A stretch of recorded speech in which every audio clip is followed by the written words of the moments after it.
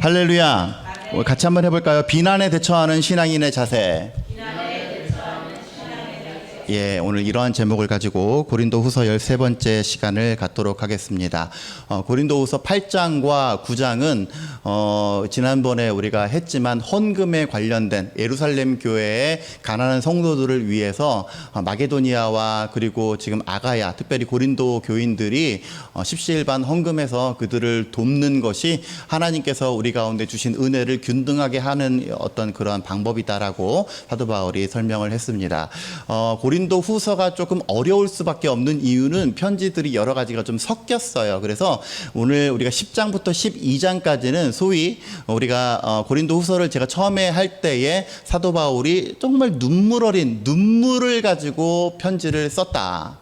너무나 억울하고 너무나 또 자기를 알아주면 하는 그런 마음들, 여러 가지 복합적인 마음을 가지고 눈물을 흘려가면서 고린도 교인들에게 쓴 소위 눈물의 서신이 고린도후서 10장부터 12장까지 내용이 바로 이 눈물의 서신이 그 내용이 포함되어 있습니다. 그렇기 때문에 이 눈물의 서신은 다소 억울함을 표현하는 어떤 그러한 표현의 내용들, 그리고 고린도 교회 내에서 분란을 조장하는 그들에 대한 어떤 강경한 메시지들, 또 여러 가지 복합적인 이러한 마음의 억울함과 그들이 알아줬으면 하는 간절함과 또 그들을 징계하고자 하는 그 일부 몰지각한 사람들, 흔들어 놓고자 하는 사람들을 징계하고 채찍질하려고 하는 그런 강한 어조가 여기에 복합적으로 담겨져 있습니다. 그러한 정서를 바탕으로 오늘 고린도후서 10장을 함께 한번 읽어보도록 하겠습니다. 뭐라고 얘기를 해요? 10장 1절 보니까 너희를 대면하면 유순하고 떠나 있으면 너희에 대하여 담대한 나 바울은, 이렇게 소개를 합니다. 왜 자기 자신을 이렇게 소개를 할까요? 너희를 대면하면, 대면하면 굉장히 유순하고, 그러니까 좋은 말로 하니까 유순하고죠. 희말태기가 없고 굉장히 뭐 이렇게 위축되고 이런 뜻이에요. 그리고 떠나 있으면 너희에 대하여 담대한 나 바울이다. 요즘에도 우리가 그러죠. 대놓고 말 못하고 우리 인터넷에서 댓글로 막 뭐라고 하는 사람들을 소위 방구석 키보드 워리어 뭐 이제 이런 식으로 표현을 하는데, 그렇게 자기 자신을 표현한 거예요.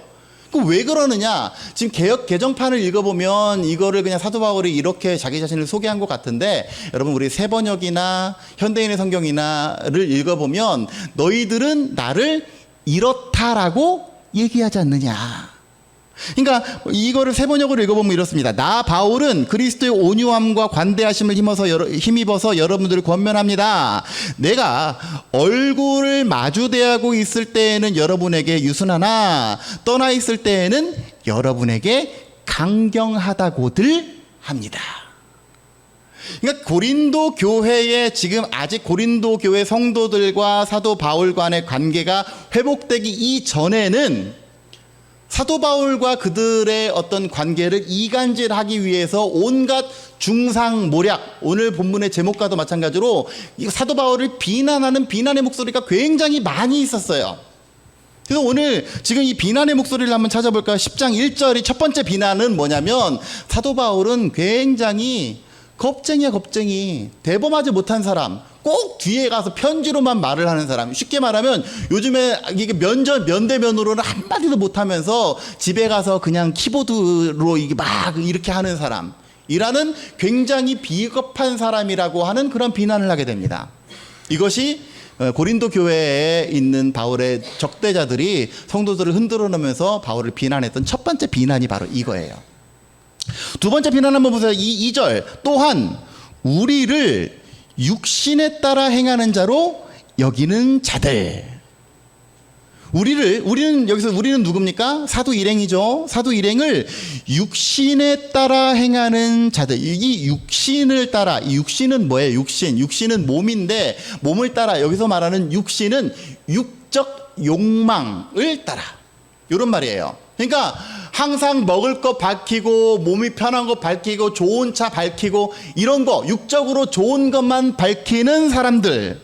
그러니까 쉽게 말하면 돈 밝히는 사람이죠. 예? 뭐 맨날 뭐 먹을 거 챙겨달라고 그러고, 여러분들 할렐루야 그러놓고 뭐 바쳐라 하는 그러한 사람으로서 여기는 자들이 이들 가운데 있었다.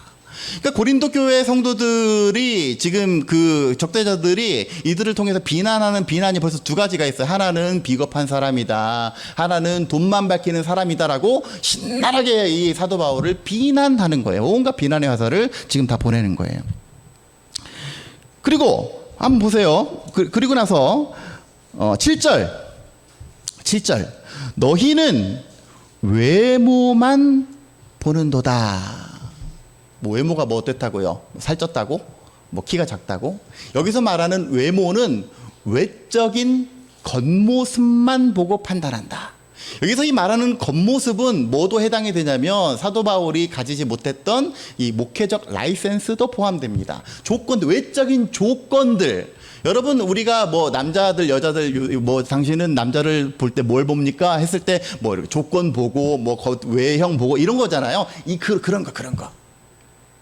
그래서 사도 바울을 평가할 때 항상 그런 외적인 조건들만 가지고 보는 거예요. 그래서 거기 보세요. 7절. 만일 사람이 자기가 그리스도에게 속한 줄을 믿을진데 자기가 그리스도에게 속한 뭔 말인지 모르겠어. 이 말을 새 번역으로 읽어보면 그래요. 여러분은 겉모양만 봅니다. 누구든지 자기가 그리스도께 속한 사람이라고 확신한다면 자기가 그리스도께 속한 사람인 것과 마찬가지로 우리도 그리스도께 속한 사람이라는 것을 다시 한번 스스로 명심해야 할 것입니다. 이해가 되시나요? 자기는 그리스도의 사람이야. 자기가 볼 때 자기가 제일 완벽해. 자기가 딱 세팅된 그리스도의 사람이야. 근데 사람들 보니까 좀 뭔가 좀 껄쩍지근해. 뭐가 부족해. 아이고, 저 사람은 신앙생활 제대로 못하네 라고 생각을 하지만 그 지금 겉모습만 보고 판단하지 말고 내가 지금 판단하는 그 사람조차도 역시 하나님 안에서 동일한 그리스도인임을 인정해야 된다. 겉모습만 보고 평가하지 말아라. 사도 바울이 비록 뭐 이렇게 라이센스는 없고 부활하신 예수 그리스도를 직접적으로 만나지 못하였고 그렇다라고 할지라도 그것만 보고 사도로서 결격 사유가 있네 이렇게 생각하지 말고 동일한 사도임을 기억해야 될 것이다 라고 사도 바울이 지금 이렇게 이야기를 하는 거예요. 고린도후서 10장부터 12장까지는 여러 가지 사도 바울에 대한 그 비난들 이런 것들이 나옵니다. 네 번째 한번 볼까요? 10절. 그들의 말이 그의 편지들은 무게가 있고 힘이 있으나, 그러니까 사도 바울은 편지를 쓸 때는 편지는 굉장히 우와 할렐루야야. 근데 뭐예요? 그가 몸으로 대할 때, 아까 전에 면대면 대할 때 시원찮다. 몸으로 대할 때는 약하고 그 말도 시원찮다라고 이렇게 막 대놓고 얘기를 하는 거예요. 그러니까 그 얼마나 사람 무안합니까? 당신은 그냥 맨날 칼럼이나 쓰세요. 설교는 딴 사람한테 맡기고 칼럼이나 쓰세요. 당신은 좀 그래 라고 이러한 비난을 지금 사도 바울한테 하는 거예요. 여러분이 이런 종류의 비난을 받았을 때에 우리는 과연 어떻게 대처합니까? 특별히 그리스도인으로서 그리스도인은 이러한 비난을 받았을 때에 대처하는 방법이 달라야 된다고 생각을 해요. 근데 저 역시도 그리스도인이고 목사이지만 비난을 받으면 참 열이 받아. 여러분, 비난에는 두 가지 종류의 비난이 있다고 생각을 합니다. 첫째는 그 사람이 진짜로 잘못했기 때문에 그 팩트를 가지고 때리는 그 비난이 있을 것이고, 또 하나는 지금 사도 바울처럼 정말 자기는 그런 게 아닌데 비난하기 위한 비난, 힐난하기 위한 힐난, 이 두 가지 것이 있어요. 그래서 우리가 특별히 그리스도인은 이 비난에 대해서 먼저 비난이 왔을 때에 하나님 안에서 자기 자신을 점검할 줄 알아야 됩니다.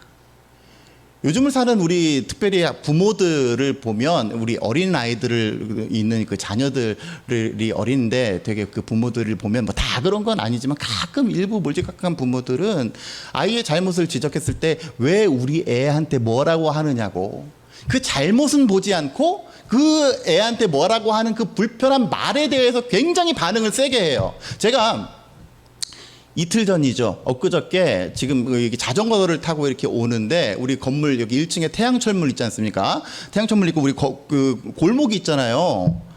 여기 자전거를 타고 오는데 골목에서 차 한 대가 나와. 차 한 대가 나오는데 나는 자전거가 지나가니까 당연히 차가 멈추겠지 생각을 하는데 이 차가 안 멈추는 거예요. 그래서 하다가 거의 부딪힐 뻔했어. 그러니까 보니까 어떤 아주머니가 운전을 하고 계시는 거예요. 그래서 나는 거의 부딪힐 뻔해요. 저는 이제 거의 넘어지기 일보 직전까지 갔으니까 그 정도 되면 뭐라고 얘기를 해야 돼요? 먼저 죄송합니다 하고 자기가 왜 그럴 수밖에 없었는데. 그러니까 근데 이 분이 문을 띡 열더니 그러는 거예요. 저기서 차 오는데 저 차 보느라고 내가 못 봤어요. 이러고 있는 거예요. 그래서 제가 너무 화가 나가지고 아니 제가 지금 거의 칠 뻔했는데 이럴 때는 죄송합니다라고 먼저 사과를 해야지 그게 맞는 거 아닙니까? 네, 이렇게 얘기를 했어요. 그랬더니 내가 지금 사과하고 있지 않느냐고. 에? 저기 차가 오는 걸 내가 차 보느라고 내가 당신을 못 봤다고 사과하는데 왜 나한테 뭐라고 하느냐. 우와 이러는 거예요. 그래서 저도 목사지만 AB형 다혈질이기 때문에 그래서 파이어 하려고 그랬는데 태양철물 사장님이랑 눈이 딱 맞힌 거야. 그거 어떻게 해요. 명색이 목사인데.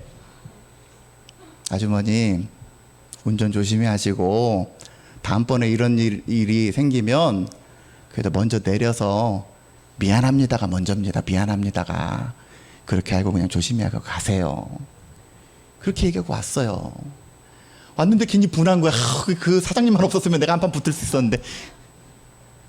여러분, 저는 그분의 잘못된 것들, 그분이 실수한 거를 지적을 했는데 그 사람은 자기 실수는 기억을 못해. 그럼 뭐만 기억을 하는 거예요? 자기한테는 비난이 기분이 나쁜 거예요. 기분이 나쁜 거야. 그러니까 그걸 가지고 막 뭐라고 해요. 우리가 그리스도인이면서도 우리가 수많은 비난도 받고 때로는 질책도 받고 하는데 그 모든 질책에 앞서서 먼저 자기 자신을 분명히 돌아볼 줄 아는 눈이 필요합니다.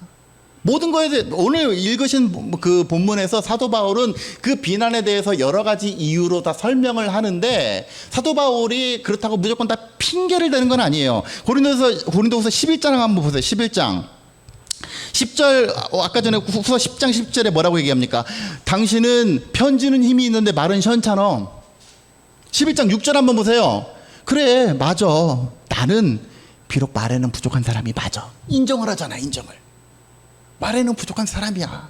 그런데 말은 비록 부족할지라도 내가 지식은 결코 뒤지는 것이 아니고 전달력이 좀 부족할 뿐이지. 그러니까 사도 바울도 모든 비난에 대해서 먼저 자기를 바라보는 거예요. 그러니까 우리가 그리스도인, 신앙인으로서 우리의 비난에 대처하는 자세는 먼저 하나님 안에서 그 비난을 가지고 나를 돌아볼 줄 알아야 돼요. 여러분, 그 사무엘하 12장에 보면 다윗이 나옵니다. 다윗은 정말 하나님 앞에서 한 점 흠없는 사람으로서 모든 것을 승승장구했던 사람이지만 한 가지 실책을 겪게 되죠. 뭡니까? 목욕하고 있는 한 여인을 발견합니다. 우리아의 아내 밧세바를 강제로 취하죠. 그 남편을 전장으로 밀어내고 그 아내 밧세바를 취하는 것 때문에 하나님한테 신랄한 비판을 받고 하나님한테 벌을 받는데 그 하나님의 징벌, 하나님의 분노하심을 나단 선지자를 통해서 이야기를 해요.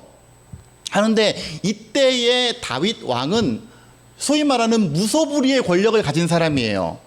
그 누가 다윗한테 싫은 소리를 해? 한번 보세요. 사무엘하 12장 구약 480페이지. 사무엘하 12장 보면 나단 선지자가 뭐라고 얘기를 하냐면 양이 어떤 사람이 양 99마리 가진 사람이 있고 한 마리 가진 사람이 있는데 누가 손님이 와. 그런데 자기 양 잡아서 안 하고 한 마리 양 가진 사람한테 그 양을 뺏어가지고 그 양 잡아가지고 손님을 대접했을 때 이 사람에 대해서 어떻게 평가를 하십니까? 그랬더니 다윗이 그런 쳐 죽일 놈을 봤나? 그랬더니 나단 선지자가 7절 나단이 다윗에게 이르되 당신이 그 사람이요. 네가 그 사람이야. 네 행동이 그렇다고. 라고 삿대질을 하는 거예요. 8절 9절 여호와의 말씀을 업신여긴 사람 같으니라 말이야. 칼이 네 집에서 영원토록 떠나지 아니하리라 라고 하나님께서 하셨다고 그 말을 그대로 전했어요. 만약에 다윗이 자기의 행위를 돌아보지 않고 그 말에만 반응을 했다면 어떻게 했을까요? 나단 선지자는 목이 잘렸어. 근데 어떻게 합니까? 뭐라 그래요? 다윗이 대단한 점은 그거야. 13절 다윗이 나단에게 이르되 내가 여호와께 죄를 범하였노라. 자기를 돌아보는 거예요. 그 비난이 비난받기에 마땅하다면 그 비난을 겸허히 하나님 앞에서 신앙으로 수용할 줄을 아는 것, 이것이 비난에 대처하는 신앙인의 첫 번째 자세입니다.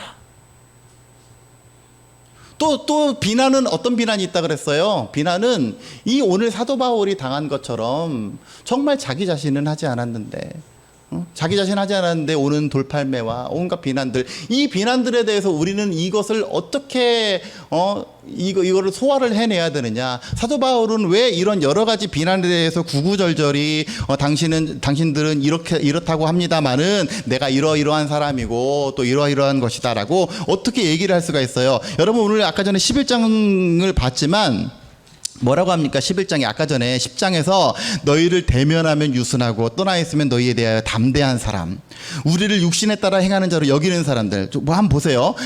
사도를 육신을 따라 행하는 사람, 육적인 욕망만 채우려고 하는 사람이다라고 생각하는 사람에게 사도 바울이 뭐라고 얘기를 합니까? 7절 이하를 보니까 내가 너희를 높이려고 나를 낮추어서 하나님의 복음을 값 없이 전했다. 이건 뭐예요? 삭슬 안 받았다는 소리예요. 쉽게 말하면 강사비 안 받았다고. 목회하는데 목회비 안 받았다고. 왜? 고린도 교인들을 높이기 위해서, 고린도 교회들에게 경제적인 부담을 안 주기 위해서. 예? 그래서 오히려 너희를 섬기기 위하여 다른 여러 교회에서, 오히려 다른 교회들에서 17일반 해가지고 내가 그걸로 생활비를 했고 너희한테 한 거 아니야. 사람들은 이거 가지고 뭐라고 하는 거예요? 왜? 사도는 원래 뭐 하는 사람, 베드로나 이런 사도들은 당연히 월급도 받아야 되고, 예? 진짜로 자기 자신의 포지션에 자신 있는 사람은 정해진 월급도 받고 이래야 되는데, 이 사람은 뭐 보니까 맨날 투잡 뛰고 있어.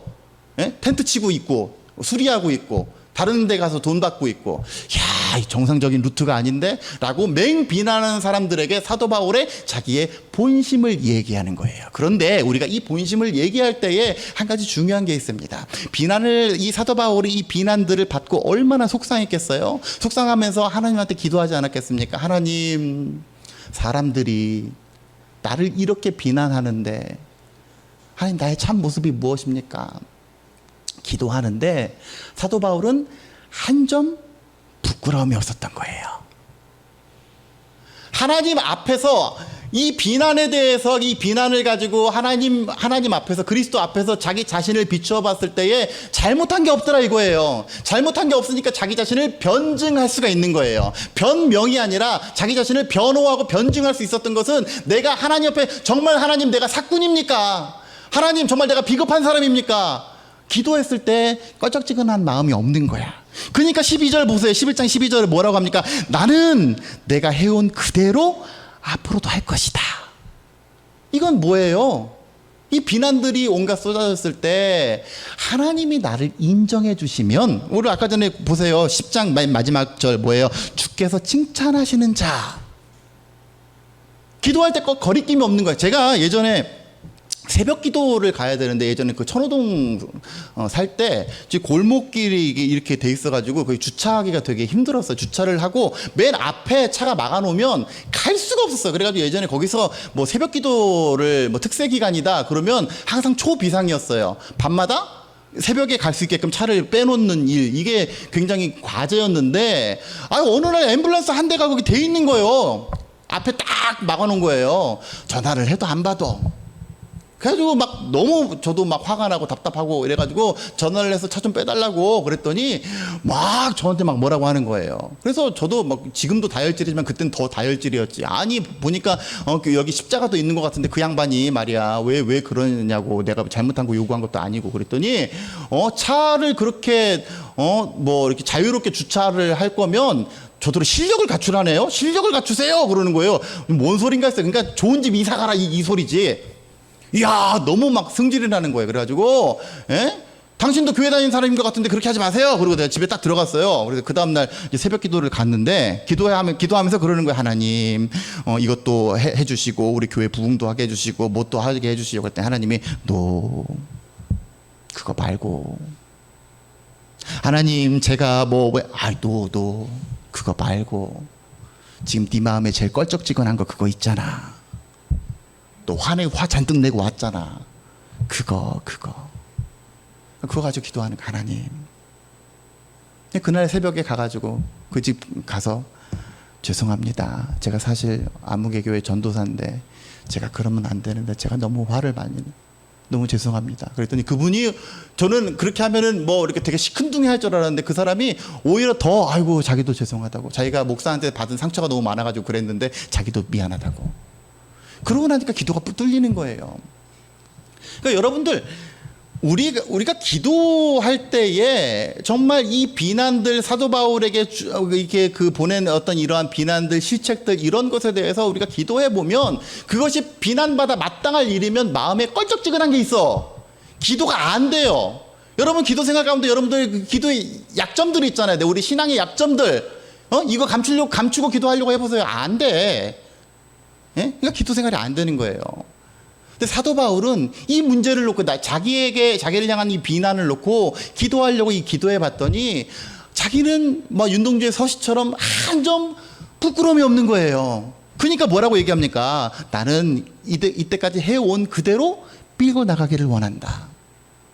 고린도후서 10장에는 이러한 사도 바울이 그렇게 할 수밖에 없었던 이유들, 너희들을 아끼기 때문에 너희들에게 대면해서 상처 주지 않기 위해서 내가 이러이러한 행동을 취하였다라고 자기 변증을 하는 거예요. 변명이 아니라. 그것은 뭐예요? 하나님 앞에서 기도해 봤더니, 그리고 오늘 지금 고린도후서뿐만 아니라 사도 바울의 모든 서신들을 보면 사도 바울은 더러운 일을 취하기 위해서 선교를 한 사람도 아니었고, 자기 세력을 누리기 위해서, 확장시키기 위해서 사람들을 규합하는 그런 사람들도 절대로 아니었습니다. 오직 정말 복음으로 내가 너희를 낳았노라고 하는 정말 아비된 심정으로, 안타까운 심정으로 그들에게 목회한 그 목회의 내용이 결코 틀리지 않았기 때문에, 하나님 앞에서 한 점 부끄러움이 없기 때문에 나는 하나님께 인정받으면 그걸로 족한다.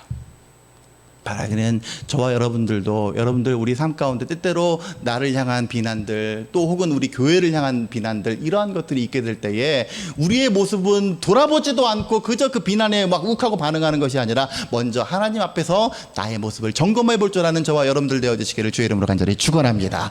여기까지만 보고 그리고 저는 설교를 끝내려고 그랬어요. 그런데 한 가지 마음에 걸리는 게 있어요.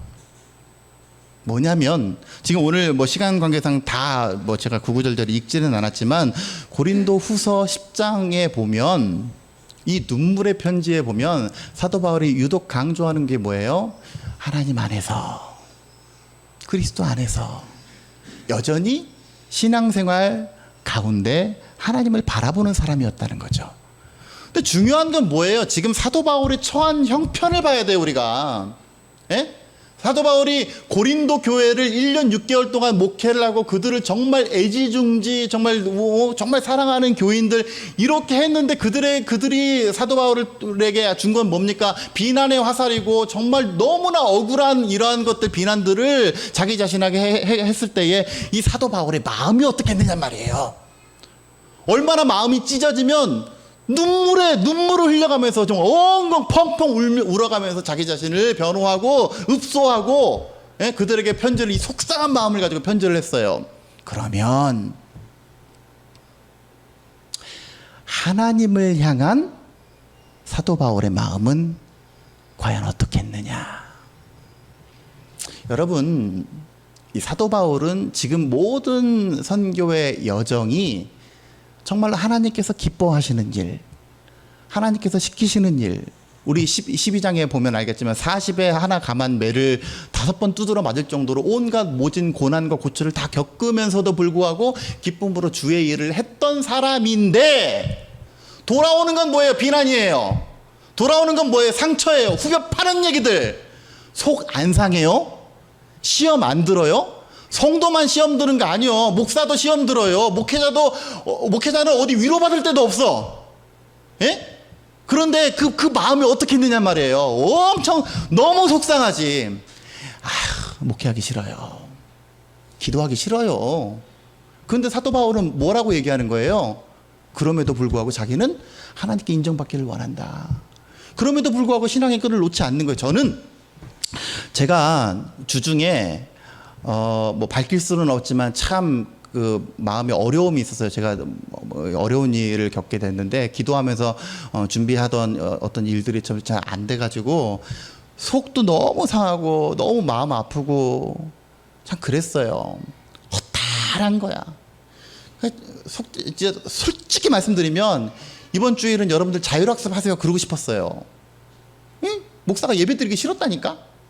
어느 정도인지 아시겠죠? 그 상실감은 진짜 뭐 말을 할 수가 없는 거예요. 그래서 그런데 이제 제가 주일 준비를 해야 되지 않습니까? 그래서 주일 준비를 하려고 딱 하는데 주부 이렇게 하고 하는데 찬양을 준비를 해야 되는데 찬양을 제가 지난주에 여러분들이랑 약속을 했네. 우리 여기서 그 뭐야 특성하신 분들 우리 찬양 제가 너무 이렇게 좋았고 또 처음 듣는 저는 그때 처음 들었어요. 처음 들었는데 너무 좋기 때문에 제가 다음 주에 하겠습니다라고 여러분들에게 약속 아닌 약속을 해버렸어요. 그게 뭐예요? 기뻐 춤을 추며 왔다. 지금 내 마음은 기뻐할 때가 아닌데, 예?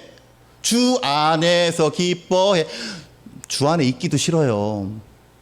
그런 상태였다고. 기도하기도 싫어요. 교회 오기도 싫었어요. 너무 싫었어요. 진짜로. 근데 내 입으로 뭘 해야 돼? 주 안에서 기뻐해. 이거를 해야 돼. 딜레마에 빠진 거예요. 이제 목사인데 그 모든 감정들 다 뒤로 하고 그래도 기뻐하는 척이라도 할까? 주보에다 일단 올렸어요. 너무 하기 싫다. 근데 우리 뭐 보면 알겠지만 빠른 곡을 한 곡 더 해야 되잖아요. 보니까 2코드 찬양이야. 그래가지고 2코드 찬양 빠른 곡을 한 곡 더 정하려고 했는데 2코드 찬양이 되게 많은데 다른 거 하나도 안 보이고 이 날은 주의 지은 기뻐하고 기뻐하는 게 또 나와. 하기 싫은데 에라 엎친 데 덮친 격이라 일단 적어는 놓자. 적어놓고 주보를 안 뽑았어요. 여차하면 바꾸려고. 주보를 안 뽑았는데 그러고 나서 이제 우리 그 금요일 토요일이 우리 옆에 교회 제 예전에 수련목으로 있었던 우성교회에 여름 성경학교가 있어서 우리 그 승우를 거기를 이제 그 유치부를 참석을 시켰어요. 그래서 금요일 토요일 날 그럼 제가 이제 왔다 갔다 했는데 거기 개회 예배 때 이번이 그 예배 우리 오늘 찬양했지만 예배가 좋아가 주제가 거기에 그래서 예배하는 내용에 아브라함의 이야기가 나왔어요. 개회 예배 때 거기 목사님이 설교를 하는데 지나가는 말로 아브라함이 100세 때 낳은 아이를 바쳐야 되는데 아까워요 안 아까워요 하는데 그 아브라함 100세에 제가 뇌리가 확 꽂힌 거예요. 여러분 우리가 다 아는 얘기처럼 아브라함은 100세 때 이삭을 낳게 됩니다. 그죠? 그 말은 무슨 말이에요? 100세 이전까지는 아들이 없었어요. 그러면 우리는 그냥 아들이 없었나 보다 라고 쉽게 넘어가 버리지만 그 마음을 한번 들여다보자 이거예요. 예? 어떻겠습니까?